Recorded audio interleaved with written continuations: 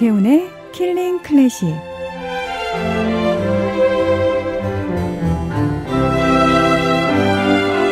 예, 안녕하세요. 안녕하세요. 예.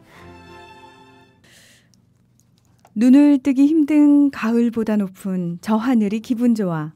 휴일 아침이면 나를 깨운 전화. 오늘은 어디서 무얼 할까. 창밖에 앉은 바람 한 점에도 사랑은 가득한 걸.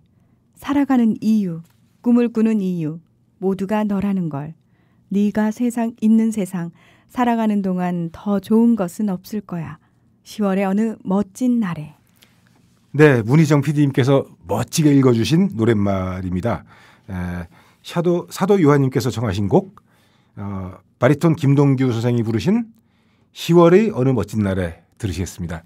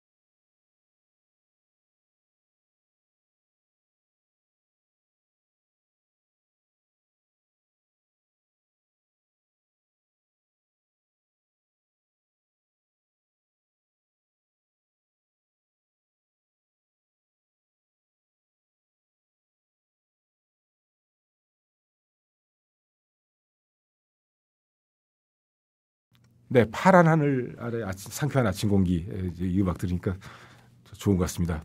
바리톤 김동규 선생 목소리도 참 마음에 와닿고요. 어떠세요? 네. 아니, 이 노래는 워낙 신청곡으로 많이 들어오는 곡인데요. 예, 네. 예. 10월의 그 평화로움과 아름다움을 참 잘 표현한 노래가 아닐까라는 생각을 하죠. 네. 네. 노래 중간에 멋진 트럼펫 소리도 좀 들렸었는데요. 오늘 같은 가을에 뭐 좀 정말 걱정 근심 떨어버리고 한번 뭐 춤추는 기분으로 탱고 음악을 좀 들어도 좋지 않을까 그런 생각도 문득 들어요. 네, 그래서 피아솔라의 리베르탕고 요거를 조금 전에 우리 들었던 트럼펫 소리가 나는 그런 편곡으로 들어볼까요? 노르웨이의 여성 트럼펫 연주자, 너무 뛰어난 연주자라서 이분이 트럼펫을 불면 장난감을 부는 것 같은 느낌이 드는 그런 연주자죠. 티네팅 헬세트 연주로 들으시겠습니다. 피아솔라 리베르탕고.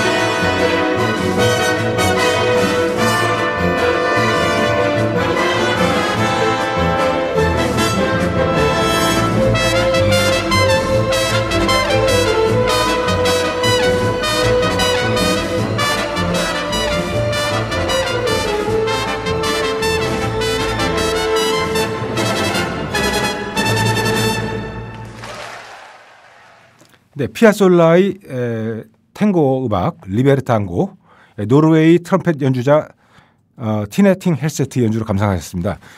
피아솔라는 이제 당연히 20세기 작곡가인데 이제 아르헨티나 출신으로 유럽에 널리 탱고 음악을 알렸죠.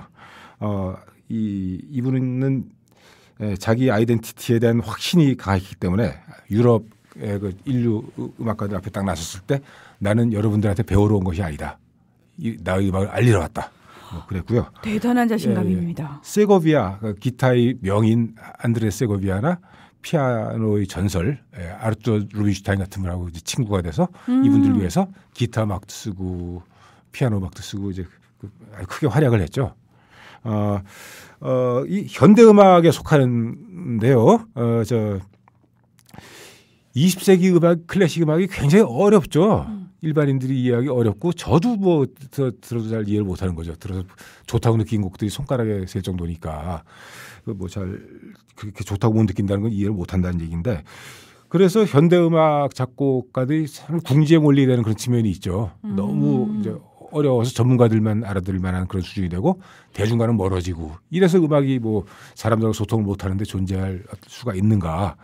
그러다 보니 이제 이런 이제 탱고로도 분화되고 재즈로도 분화되고 영화 음악 뭐 등등 다양한 또 실용 음악 이런 쪽으로 클래식 음악이 이제 해체가 되는 그런 측면이 있었고요. 또 다른 측면으로는 연주자 입장에서 보면 뭐 그렇게 연주할 레퍼토리 새로 많이 안 나온다. 다시 옛날로 돌아가는 그런 현상이 빚어졌었죠. 그래서 1960년도부터 지금 한 50년 넘게 고음악 열풍이 계속 불고 있어요. 그 17세기 음악이면 그때 당시 연주, 그때 당시 악기, 그리고 그때 당시 연주 주법으로 연주하는 그런 바람이 불고 있는데 이게 일시적인 유행이 아니고 현대 음악의 창작이 궁지에 몰리니까 연주자들이 옛날로 막 돌아가는 게 이제 아주 큰 흐름이 돼버린 거예요 지금. 근데 이런 얘기도 있지 않나요? 이미 좋은 음악들, 나올 음악들은 다 나와버렸다라는 얘기도 그렇죠. 있잖아요. 그런 얘기가 있죠. 그래서 또 새로운 걸 작곡하기도 어려운 거죠. 현대음악 작곡가들도 굉장히 뛰어난 천재들이 많이 있는데 기존 전통을 다 자기 것을 한 다음에 새로운 걸 만들어야 되는데 그 여지가 점점 없는 거죠. 그래서 이렇게 현대음악이 해체되는 그런 경향이 있는데 어떻게 보면 지금까지 우리가 알고 있는 이른바 클래식 음악 그 틀에서 우리가 또 그냥 존재하는데도 잊고 지나간 것들, 뭐 주목하지 않고 지나간 것들, 그게 굉장히 많은 거죠. 예컨대 바하는 뭐 돌아가신 다음에 잊혀졌다가 1829년 맨델스존이 그 마테순환곡을 연주해서 다시 이제 위대하다는 게 다시 인식이 된 거고 바하를 연구하다 보니 비발디를 또 바하한테 영향을 미친 비발디를 발견을 하게 되고 그럼 비발디 음악이 뭐 하나 둘인가요? 뭐 협주곡이 450개나 되고 뭐 글로리아 같은 종교 음악도 있고 오페라도 굉장히 많고 뭐 그런 새로운 것들을 다시 이제 조명하게 되는 거죠. 그리고 예컨대 핸델 그럼 우리 뭐 메시아가 유명하니까 뭐 그리고 오페라 영화 파리넬리 이후로 이제 오페라가 이제 있다는 걸 알게 됐는데 주요 작품들이 오페라예요. 이제 그거를 이제 다시 이제 주목을 하게 되고 하이든은 교향곡의 아버지, 뭐 현악사중주곡을 많이 쓴 분 그렇게 알고 있는데 하이든도 사실은 오페라 작곡가로 인정받고 싶어했죠. 하이든 오페라가 많다는 거 그런 것도 이제 다시 주목하게 되고 그러니까 우리가 그냥 스쳐 지나왔던 그런 것 중에 보물들이 많다. 뭐 그런 그걸 다시 발견하는 그러니까 뼈대만 있었던 음악사에 이제 살을 막 입히는 작업이 또 한창 벌어지고 있는 거죠. 그래서 오늘은 그런 흐름 중에 또 하나로 클래식 음악이 생존하기 위해서 여러 가지 모양을 띠게 되는데 그중에 이제 팝 음악으로 정말 사람들 귀에 있고 사랑받는 그런 거를 클래식풍으로 다시 만드는 그런 움직임도 있어요. 일단 좀 들어보시면 알 수 있을 것 같아요. 들어보실까요?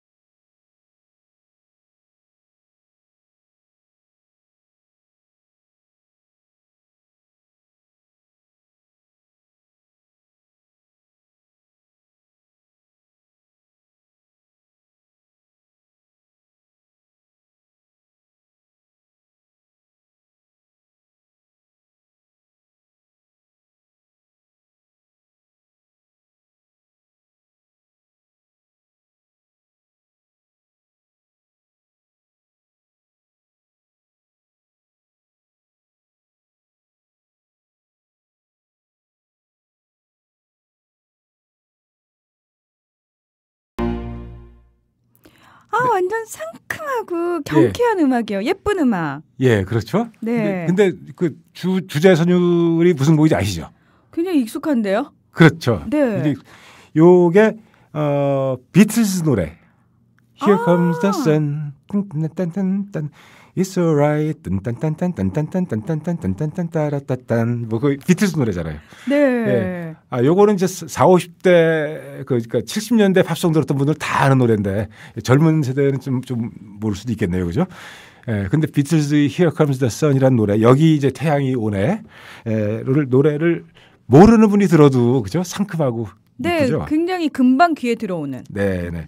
그러니까 20세기 클래식 음악이 굉장히 무겁고 심각하고 들어도 무슨 소리인지 모르겠고 그런 걸로 가서 사람들이 질리고 멀리하니까 이런 게 생기는 거죠. 그래서 요걸 작곡한 분은 피터 브라이너라는 영국 분인데요.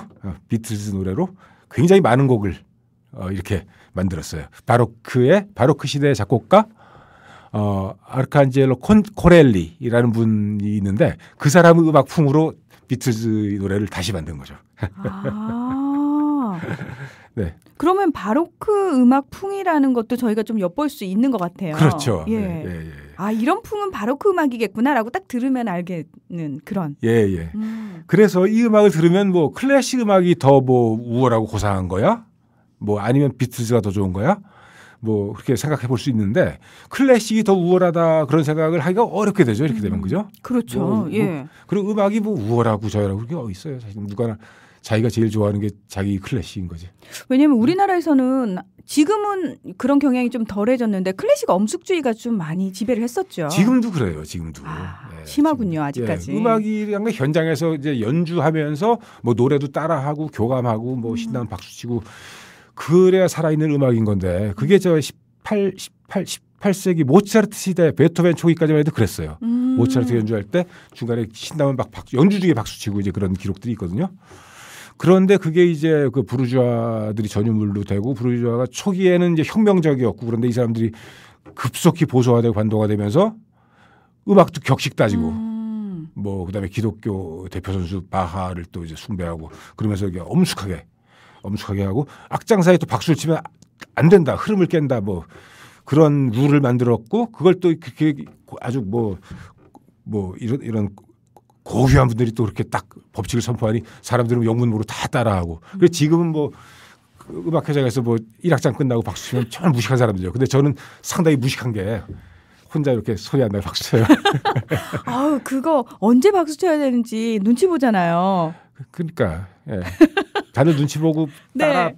남치면 따라치고 이제 그러는데 저요. 저 그런 사람입니다. 미트. 저런 사람도 있어요. 안다 박수. 남들 이제 눈치 보고 있을 때 자기는 안다는 거죠. 여기 딱 끝났다가 막 끝나자마자 박수 쳐요. 근데 그것처럼 야만적인 것도 없죠 사실은. 뭐 치고 싶으면 치는 건데 음악 딱 끝나면 이제 그 사람이 여운 느끼고 이제 그렇죠. 그런 시간이 필요하긴 하죠. 그 연주자들도 거기서 도취해서 깨어나야 또 박수를 받을 준비가 되고 그러는데 나는 이 곡 안다 해서 짠 짜자자자자잔 박수. 그거는 음악적이지 못하죠. 네, 우리 이제 그러지 맙시다. 자유롭게 치면 되죠. 전 넌센스죠. 예컨대 교향곡이 4악장으로 돼 있다. 네. 그럼 악장 사이에 박수를 못 치게. 근데 기침은 다 해. 그건 또 뭐예요? 기침 나올까 좀 하잖아요. 조용한데. 근데 기침 참다가 악장 사이 쉬는 시간에 기침을 하는 건데 그건 소음 아닌가요? 따지면 그 기침하는 소음은 괜찮고 박수 치는 소음은 안 된다는 것처럼 넌센스가 없죠.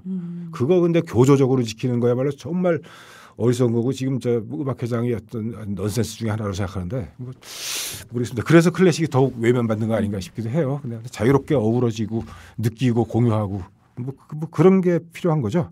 그런데 현대음악이 그렇지 못하니 이런 식으로 익숙한 선율을 갖고 좀 경쾌한 바로크 풍으로 편곡한 것도 나오는 것이죠. 그래서 어느 쪽이 더 우월하다고 얘기할 수 없으니 우리 이제 그냥 비틀즈 들어볼까요?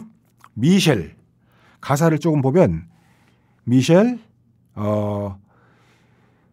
마벨 미셸 내 사랑 참 잘 어울리는 단어야.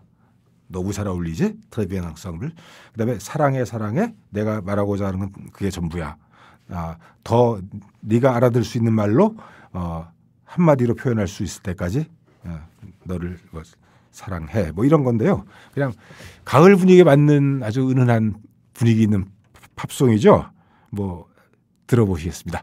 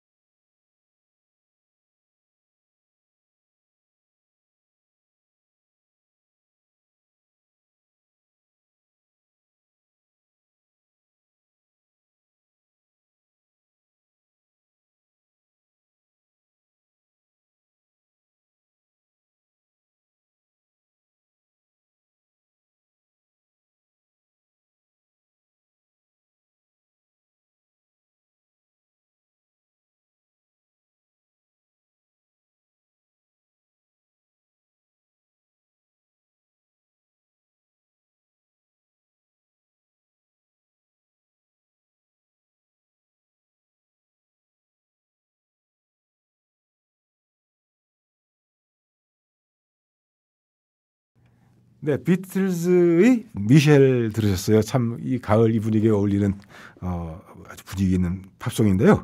요것도 클래식 음악, 특히 이제 17세기 바로크 음악 코렐리라는 사람 풍으로 만든 게 또 있어요. 그걸 비교해서 들어볼까요? 네, 피터 브라이너 작곡입니다.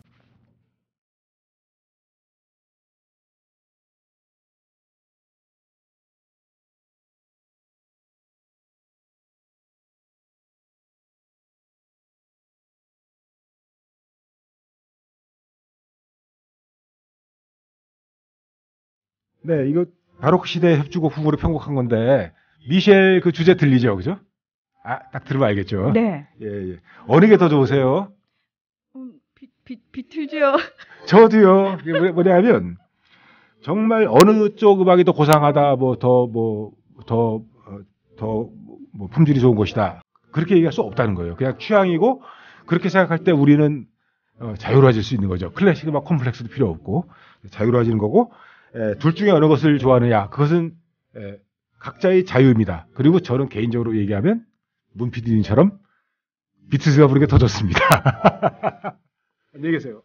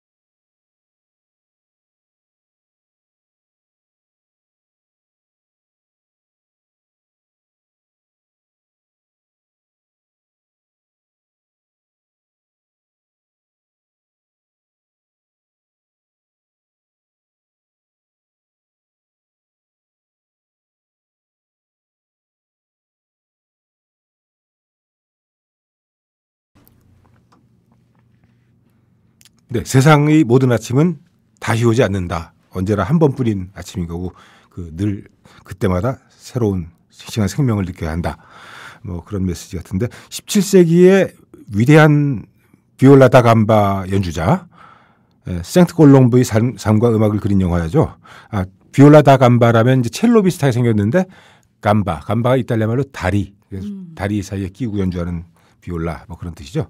그래서 생트 콜롬브의 삶을 그렸는데 음악이란 게 다른 어떤 걸 위한 수단이 아니고 뭘 위한 게 아니고 그냥 마음이 간절할 때 지쳐 쓰러질 때까지 연주하는 게 음악이다. 뭐 그런 걸 보여주고 있고요. 그리고 영혼과 영혼의 소통, 말보다도 더 깊은 어떤 진정한 삶의 기쁨, 그것이 이제 중요하다. 그런 메시지를 갖고 있는 영화였습니다. 음악 들으시니까? 네.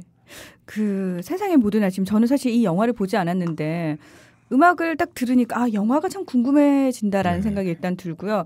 또 하나가 터키 왕실 행진곡이잖아요. 이 곡이. 네. 지난주에 저희가 모차르트의 터키 행진곡 얘기를 하면서 그 터키풍의 얘기를 했는데 사실은 그게 모차르트풍이다라는 얘기도 하셨고요. 터키 사람이 그러더군요. 그러니까요. 예. 그런 얘기를 들으면서 왜 터키에 대한 음악들은 이렇게 웅장하고 경쾌한 느낌일까? 네. 이들의 터키에 대한 이미지가 그런 이미지였을까라는 게 갑자기 궁금해졌어요. 웅장하고 씩씩하면서 또 약간 이국풍 그런 느낌이 들죠, 그죠? 네. 유럽 사람들이 이국풍을 느꼈을 거고. 그게 스페인 남부까지 이슬람 세력이 지배했던 게 언제까지냐면 1492년. 그죠? 1492년. 예, 그러니까 이 지금 방금 들으신 그 장 바티스트 룰리 이 음악이 나오기 한 불과 100여 년 전이니까 별 그리 멀지 않은 옛날에 이미 그 땅에 존재했던 그런 음악인 거죠. 1492년은 뭐냐면 그해 이사벨 여왕이 이제 무슬림들을 스페인 땅에서 몰아내고 무슬림들이 쫓겨서 이제 터키로 다 그쪽으로 돌아가면서 그 동양과 교역할 길을 다 막아버리게 되니까 바다로 뭐 길을 뚫는다 해서 콜럼버스가 그해 갔죠. 그래서 아메리카에 도착해서 정찰을 한 다음에 뭐 인디언 그 원주민들이 순하고 착하고 그러니까 가서 맘대로 뺏어도 되겠구나. 그래서 기독교를 전파하면서 한 손으로 기독교 전파하면서 다른 손으로 황금을 약탈하고 반항한 사람은 죽이고 금을 많이 못 가져온 사람들은 또 가차없이 또 손을 잘라버리고 뭐 그런 만행을 저질렀죠. 아무튼 그때 그 축적한 그때 강탈한 황금 그것이 이제 그 유럽 왕실의 부를 이제 부가 됐고 그게 멀게는 산업혁명이 어떤 물적 토대가 됐다 그런 얘기도 있죠. 네. 근데 아무튼 그때 아무튼 그 이국 취향 약간 공포의 대상이면서도 멋있어 보이기도 하는 그 터키풍 뭐 그런 어떤 이국 취향의 어떤 음악을 중에 대표적인 것이 이제 터키풍이었다 이제 그렇게 얘기할 수 있죠. 네. 그 왜 1492년에까지 그 이슬람이 유럽에 들어와 있었고 그렇죠. 사실 한 30년 후인가요? 1521년에 소위 말해서 종교개혁이 일어나잖아요. 네네네. 아이고 예. 네. 예. 아니 왜 갑자기 아니 저는 그 생각을 했어요. 이렇게 그 타 종교가 들어올 때는 기존에 있던 종교가 타락해 갈 때 타 종교가 사실 들어올 수 있는 계기가 된다라고 얘기를 하잖아요. 그렇겠죠. 예. 그래서 그 당시 유럽의 기독교가 굉장히 많이 타락을 했었겠구나라는 생각도 들고 그래서 오히려 더 이슬람에 대한 그 터키에 대한 어떤 동경이 생기지 않았을까라는 생각도 들고요. 네, 그럴 수도 있겠네요, 그죠? 네, 참 여러 가지 생각을 하게 되네요. 음악 들으면서. 예. 그래서 음악 듣는 것도 좋은 일이고 또 이렇게 궁금증이 떠올라서 공부하는 것도 좋은 일이고. 저희 오늘 세계사 시간 같아요. 예. 아무튼 사람이 마음을 사로잡아야 되는데 너무 부패한 종교 갖고는 사람 마음을 사로잡기 어렵죠. 네. 또 뭐 거꾸로 또 욕망을 자극해서 사람 마음을 또 뭐 사로잡는 뭐 그런 경향도 있는 것 같으니 참 공부가 부족해서 잘 모르겠습니다. 공부해야 되겠네요. 네. 어쨌든 지금 그 영화 세상의 모든 아침 장 바티스트 룰리라는 프랑스 궁정음악가인데 이분의 음악을 들으셨는데요. 이게 상당히 먼 옛날 음악처럼 들리죠. 생소하고 그죠? 생소할 수밖에 없는 게 뭐 17세기면 벌써 뭐 근 350년 전 얘기니까 옛날 얘기죠. 이때 장 바티스트 룰리는 이제 궁정음악을 지휘할 때 지휘를 할 때 요새처럼 지휘봉을 쓰지 않고 길다란 작대기 갖고 그냥 땅바닥을 땅 덩 치고 음악 시작하고 끝날 때 또 덩 치고 뭐 그렇게 지휘를 했다 그러죠. 아, 그러면 그 막대기가 지금처럼 작아진 거예요? 그거 이제 나중에 이제 맨델스존이 이제 작은 지휘봉을 개발해서 그 다음부터는 지휘봉을 안 쓰고 그냥 그 챔발로 앞에 앉아서 이제 요 눈빛과 고갯짓으로 지휘를 하고 그랬었는데 이제 19세기 들어서 지휘봉을 써서 요새 같은 지휘법이 생긴 거죠.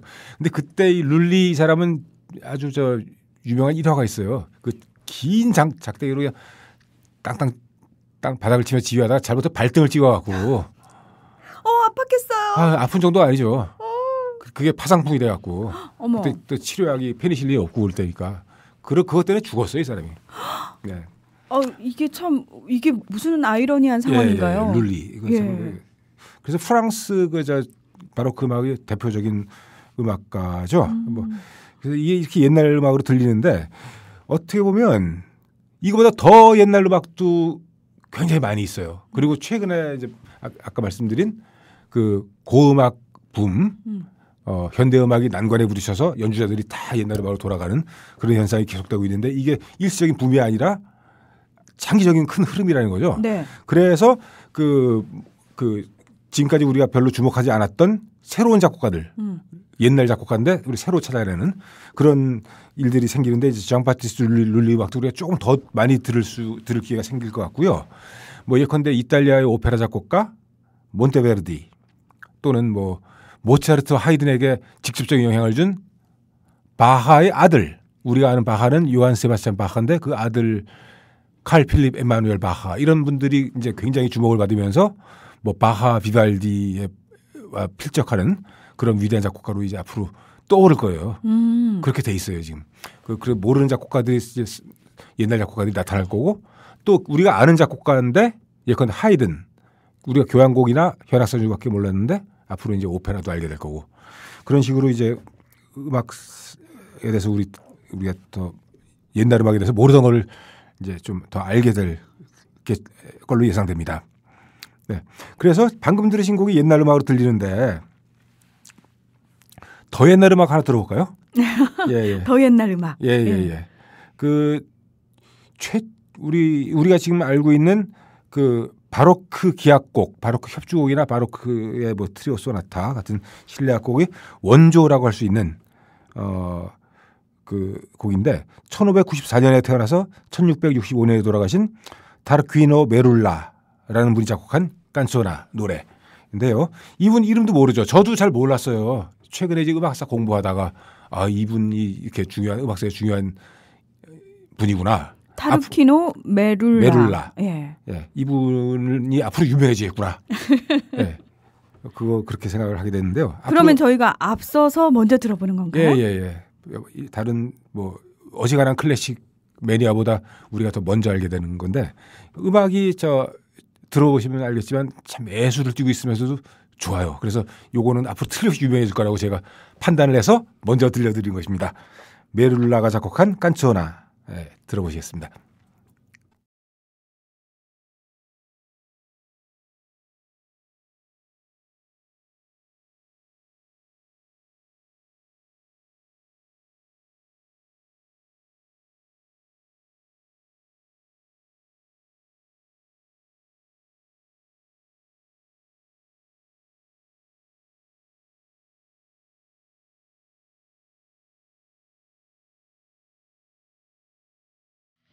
이 음악은요, 딱 들으니까 왠지 드라마의 삽입곡으로 쓰면 정말 잘 어울릴 것 같은 느낌이 들어요. 네. 아주 은은한 분위기인데 뭔가 아주 긴장된 감정이 흐르는. 네. 그러면서도 어쩐지 좀 달콤한. 왠지 스토리를 담고 있는 것 같아요. 예. 그래서 이런 음악이 앞으로 무궁무진하게 나올 거예요. 그 중에 하나 이름이라도 기억해 놓으면 좀 좋지 않을까요? 메룰라. 그래서 우리가 알고 있는 바하나 비발디보다 더 먼저 사람이고 이 모든 기악곡의 명곡의 원조가 된 분이다.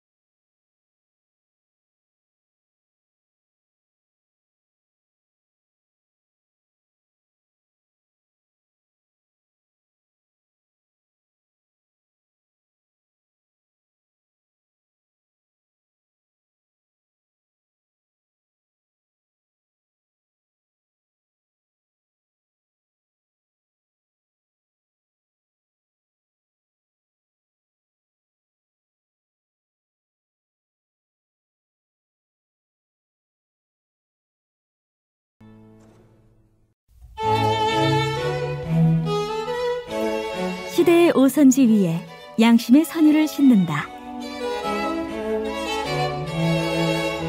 전혀 다른 클래식 프로그램 국민 라디오 킬링 클래식. MBC 이제는 말할 수 있다를 제작한 해직 방송인 이채훈이 함께합니다.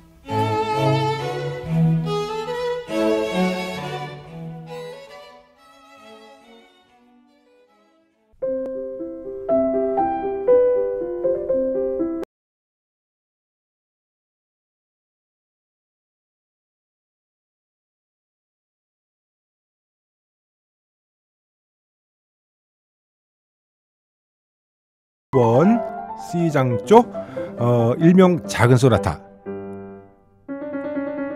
또는 단순한 소나타 또는 희운 소나타 이렇게 부르죠. 네, 모차르트의 피아노 소나타 중에서 제일 단순한 곡 미츠코 우치다의 피아노 연주로 들으시겠습니다.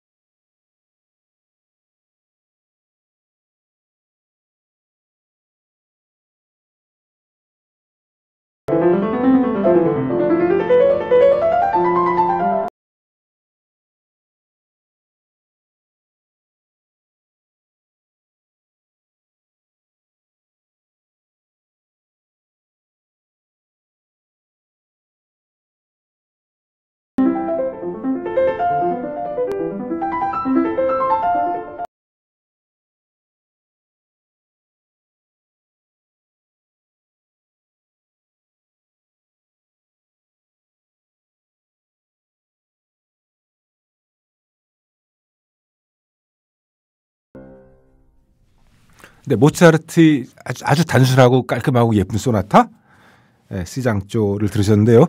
문 PD님 이거 쳐보신 적 있죠? 쉬운 소나타라고 말씀하셨잖아요. 아, 이게 중간에 기교가 장난이 아닌 곡이거든요. 이거 아무나 칠 수 있는 곡 아닙니다. 네, 모차르트 보고 정말 나쁜 놈이라고 얘기하더라고요. 우리 피아노 전공한 분들이. 네. 지가 피아노 잘 친다고 이렇게 어렵게 써갖고 골탕 먹인다고.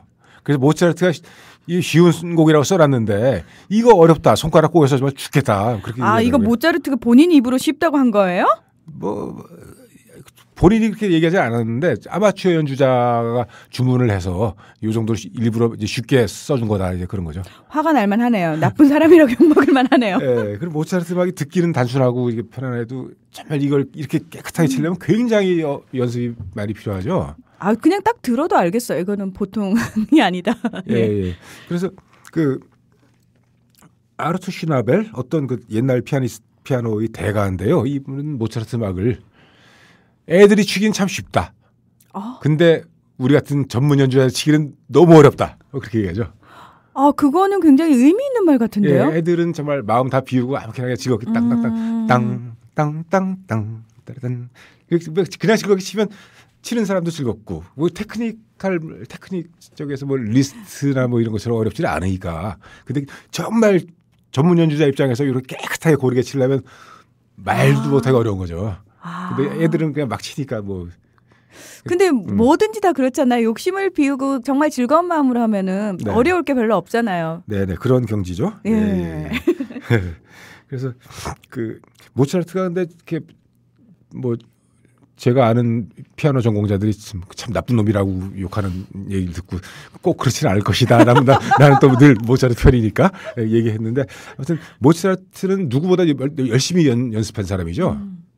그래서 모차르트 곡 하나를 그 친구가 연습하다가 모차르트 치는 걸 보고 그 친구가 피아니스트가 야 나는 이거 저 치기가 그렇게 어렵고 저 청중 앞에 칠 때 이거 안 틀리고 치려고 하는 것도 진땀이 빠지는 일인데 너는 어떻게 이렇게 쉽게 치냐고. 모차르트 뭐라 그랬냐면 더 이상 연습이 필요하지 않을 정도로 나는 열심히 연습했다. 더 나쁜 놈인가? 연습이 부족한 우리 책임이네요. 그러게요.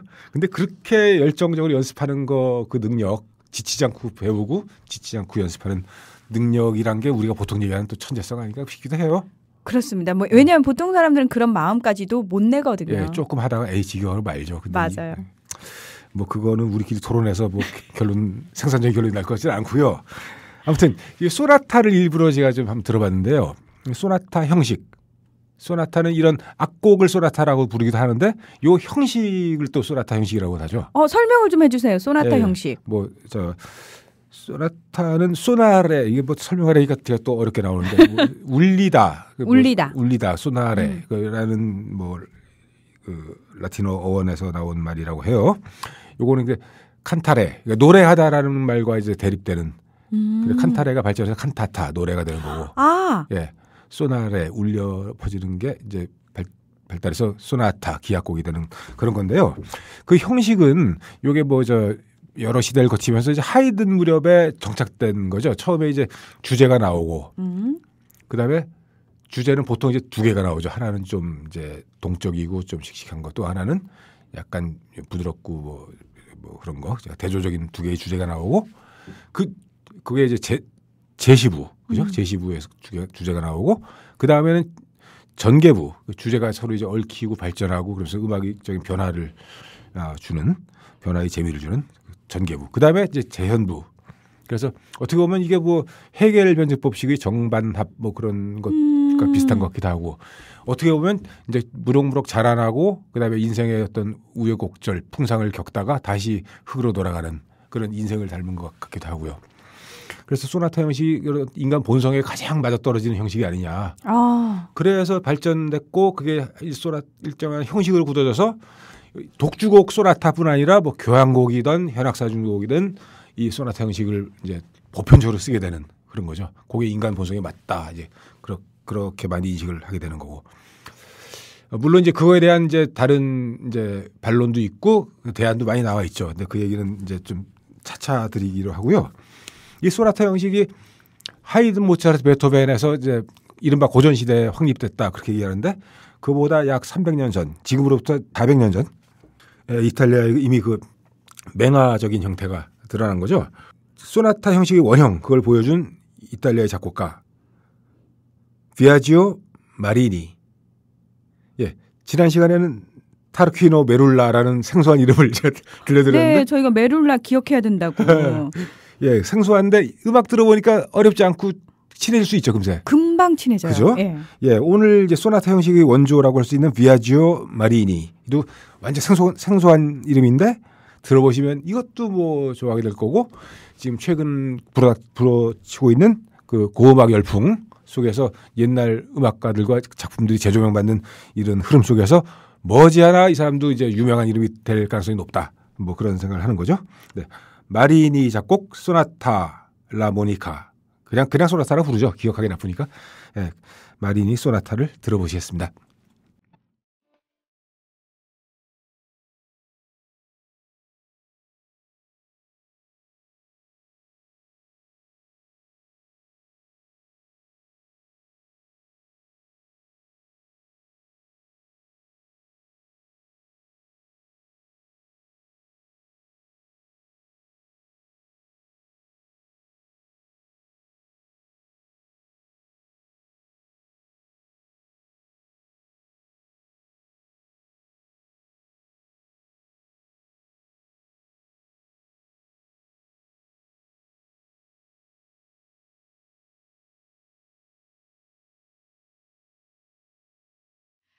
왠지 이 음악은요, 여행 프로그램에 참 어울릴 것 같아요. 그러니까 유럽의 고즈넉하고 예쁜 그 궁전이라든지 오래된 건축물을 비추면서 이 음악이 어우러지면 참 잘 어울릴 것 같다라는 생각이 들어요.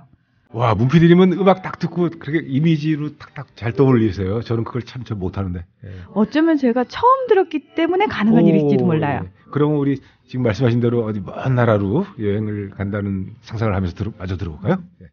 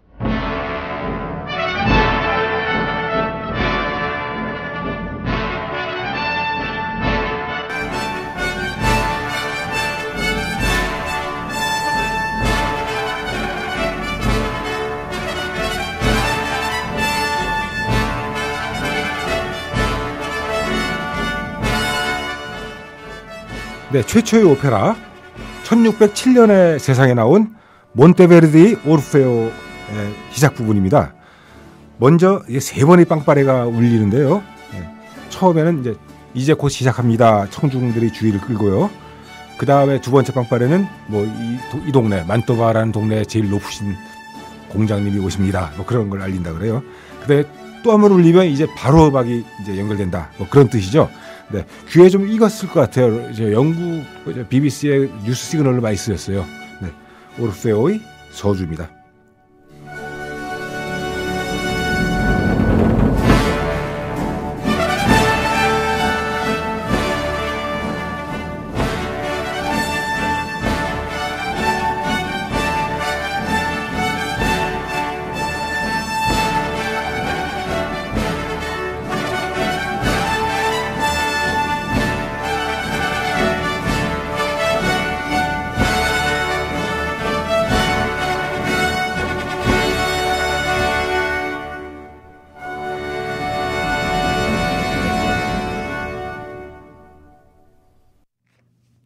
네, 우리 문피디님 혹시 오페라 좋아하세요?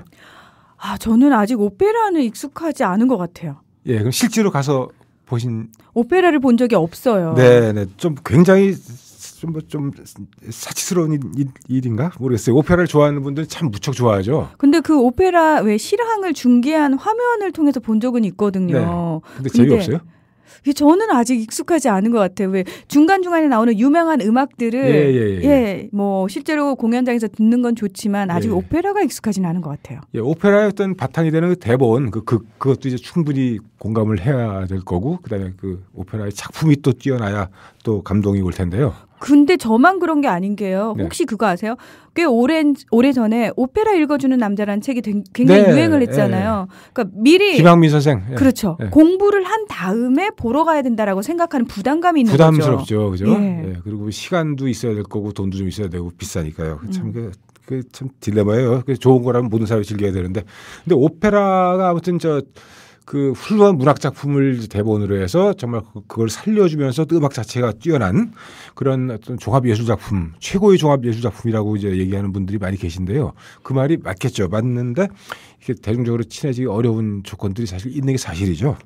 그래서 20세기 작곡가 중에는 뭐 오페라 극장을 다 폭파해 버려라. 오페라는 이제 우리 삶과 관계가 없다. 이제 그런 주장을 하는 뭐 피에르 블레즈 같은 그 뛰어난 음악가가 이제 그런 얘기를 했고요. 또 한편으로는 오페라가 대중들의 삶과 괴리돼 있으므로 차라리 그 뮤지컬 정신 비슷하게 대중들이 서사 애환을 그대로 그냥 보통 목소리에 담은 성악가들이 순했는 목소리 꼭 필요 없다. 그래서 그 한스 아이슬러 같은 그 독일 출신 그 작곡가인데 이런 분들은 정말 민중극을 이제 노래극으로 만든 이제 그런 운동도 있어요. 그런 흐름 속에 있는 게 또 우리가 잘 아는 뮤지컬 레미제라블. 예, 그런 것도 있는데 레미제라블은 또 오페라랑 좀 다르니 좀 더 이해하기 쉽고 그렇죠. 조금 더 친숙한 방식이죠. 예.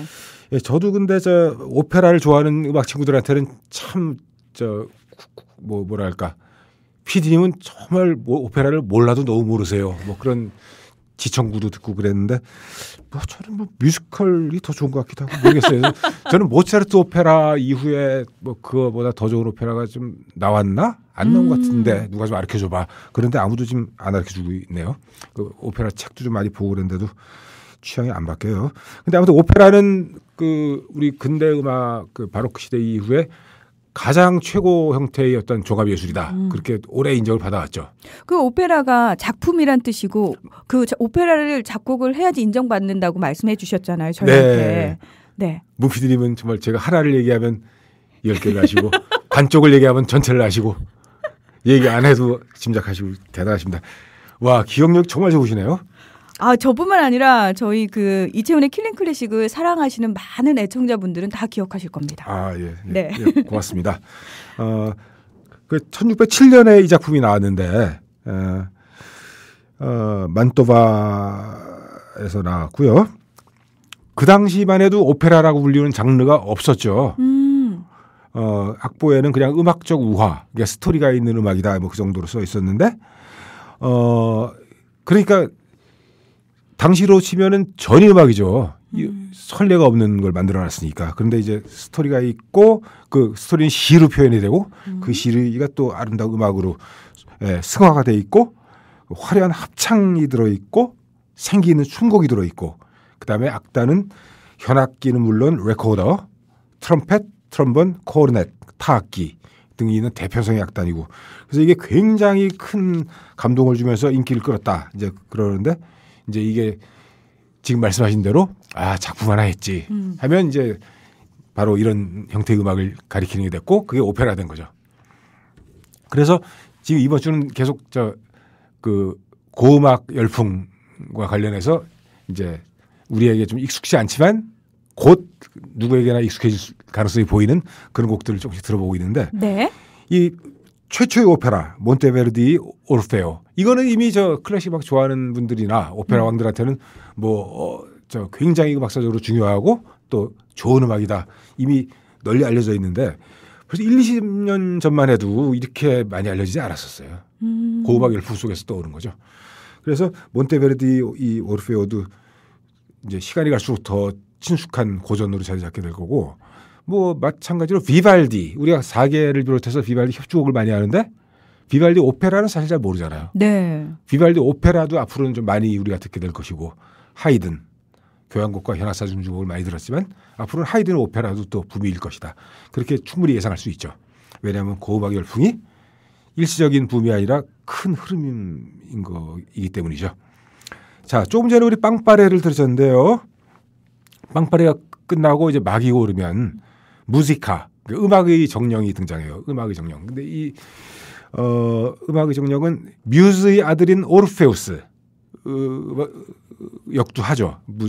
같은 성악가가 무지카 음악 자체의 역도하고 오르페우스 역도해요. 그래서 청중에게 어서 오세요라고 환영 인사를 하죠. 그리고 자기소개를 하죠. 자기소개. 저는 음악입니다.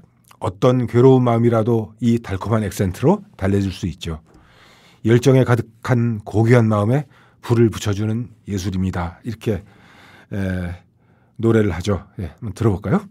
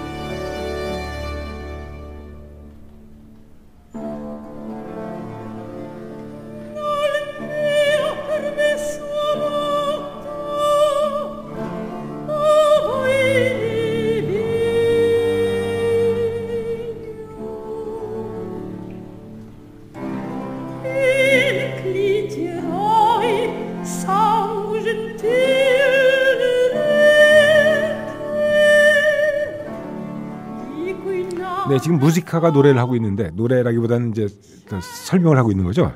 인사를 하고 그때 이제 따라랑 저음에 반주하는 현악기가 리라. 예, 작은 기타처럼 생긴 거죠. 네. 예, 천사들이 뭐. 예, 꼬마 천사들이 들고 있는 악기요. 예.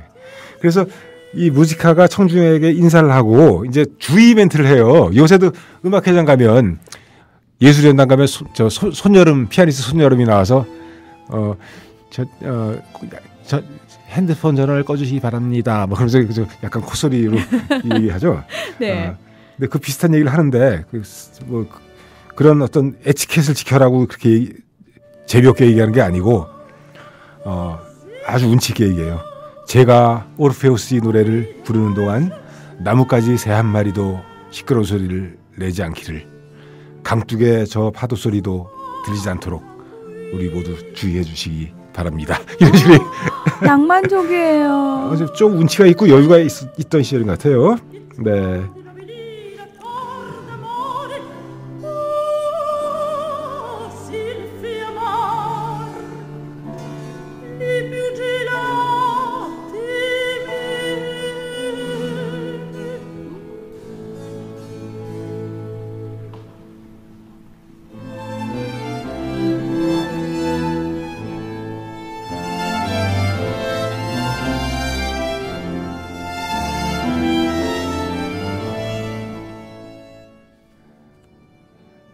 네, 무지카의 안내 멘트가 끝나면 이제 본격적으로 스토리가 전개되는 거죠.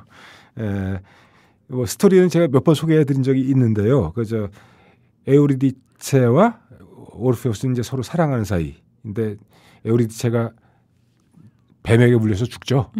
그래서 이제 저승으로 갔는데 오르페우스는 그녀를 살려오겠다고 목숨을 걸고 이제 길을 떠나는데 그 길에 음악이 이제 힘이 돼주는 그런 것이죠. 그리고 음악이 그 지옥의 신을 감동시키고. 네. 그래서 오르페우스를 에우리디체를 이제 데리고 나오게 되는데 뭐 뒤를 돌아보면 안 된다. 뭐 이제 그런 약속이 맹세를 했는데 결국은 뒤를 돌아보게 되죠. 네. 오르페우가 앞에 가는데 에우리디체는 저분은 왜 나를 안 돌아볼까? 나를 사랑하지 않는 거 아닐까? 그런 걱정을 좀 하게 되고 오르페우스는 또 에우리디체 걱정할지도 몰라 때문에 또 걱정하게 되고 그래서 결국 돌아보는 순간에 에우리디체는 다시 저승으로 빨려 들어가게 되고 근데 뭐 해피엔딩으로 만들었죠 여기서는. 그래서 뭐 그 죽은 다음에 하나는 별이 되고 하나는 달이 되고 예 그런 이 오페라가 2시간이 넘게 꽤 기니까 나중에 기회 되면 이제 뭐 유튜브에 찾아 들어가서 보실 수 있어요. 예, 보시기 바라고요. 오늘은 첫 장면 행복한 그 춤 장면 목동들과 오르페우스가 기뻐서 춤추는 장면만 잠깐 감상하시겠습니다.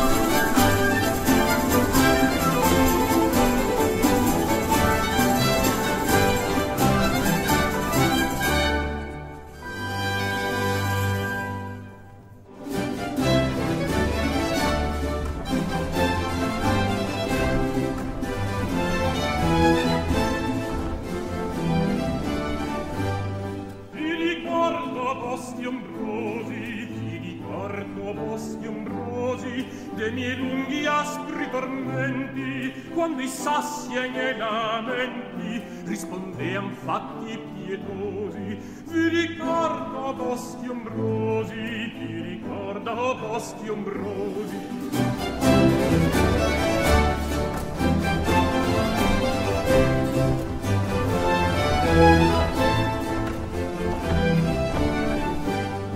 Dite allor non vi sembrai, dite allor non vi sembrai più d'ogni altro sconsolato, or fortuna stil cangiato ed avvolto in festa e guai. Dite allor non vi sembrai più d'ogni altro sconsolato.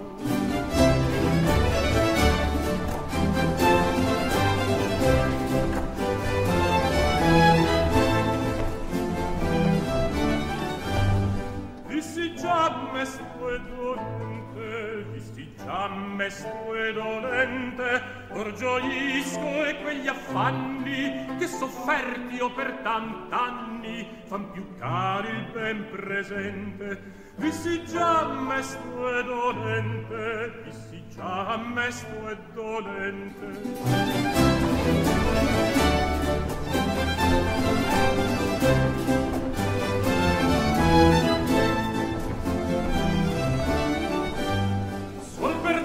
Bella Euridice, sol per te, bella Euridice, benedico il mio tormento, dopo il dual vi è più contento, dopo il mal vi è più felice. Sol per te, bella Euridice, sol per te, bella Euridice.